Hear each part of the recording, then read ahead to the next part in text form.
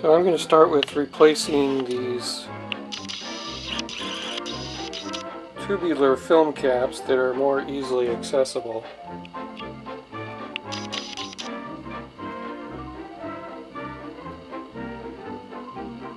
I'm not going to bother to restuff the capacitors like I have in prior restorations.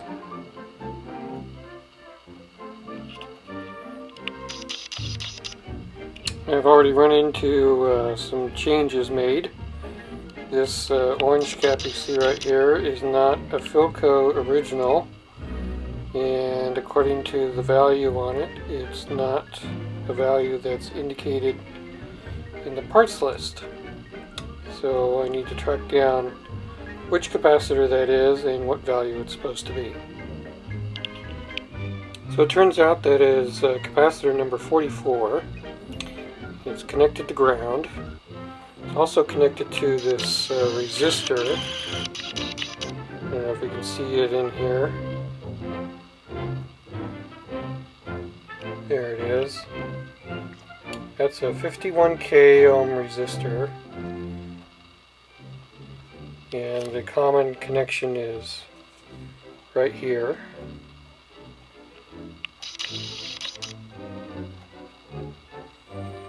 And according to the paperwork, it is right here. It's supposed to be a 0.008, and the capacitor's labeling says it is a 0.005. So I've been told a general rule of thumb is to go up in capacity but never down. So I'm going to put a 0.01 capacitor in place of that one. Okay, so you can see I got these 4 tubular film caps replaced.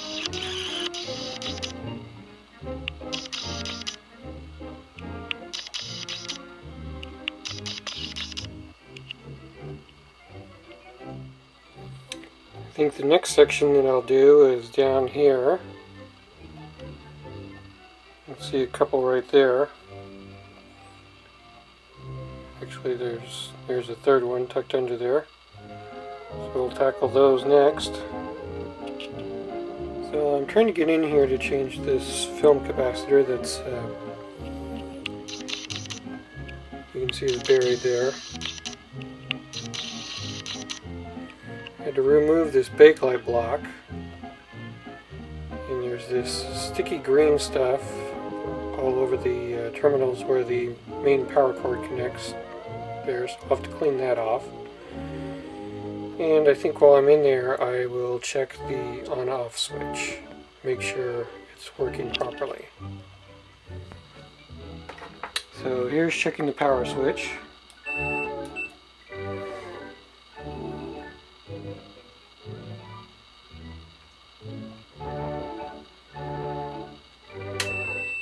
And the power switch is good.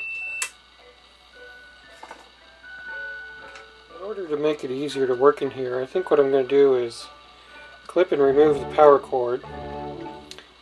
The power cord is good, and it looks like it's got a period plug on it. So I'll probably retain the plug, but I prefer this braided power cord that I picked up for the older radios. So I'll probably put some of that on there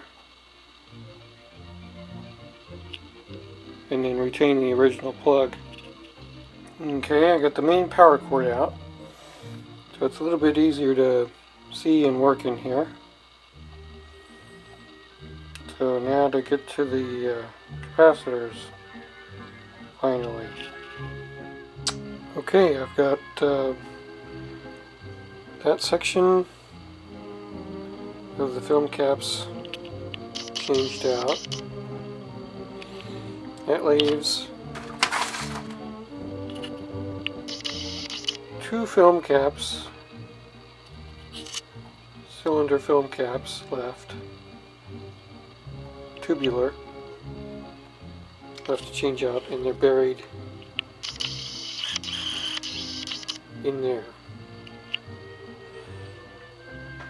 So I think the best way to get to them is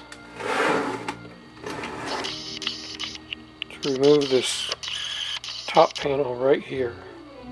And I've already started removing some screws to see if I can get in there. I don't know if I'll have to disconnect anything from the tuning capacitor or not.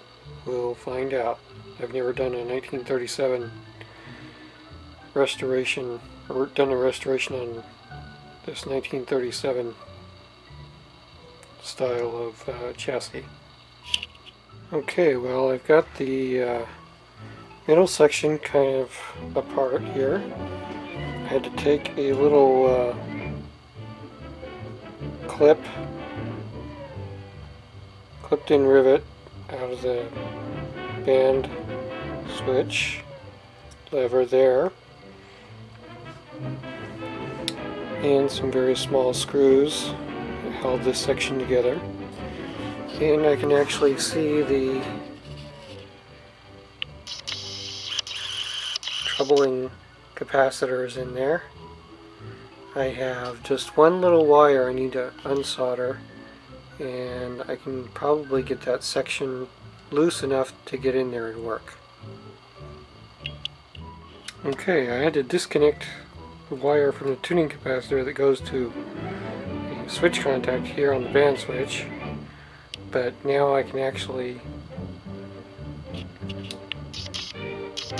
tilt the top plate up, and I think I can get enough access in there to hopefully change out those two capacitors.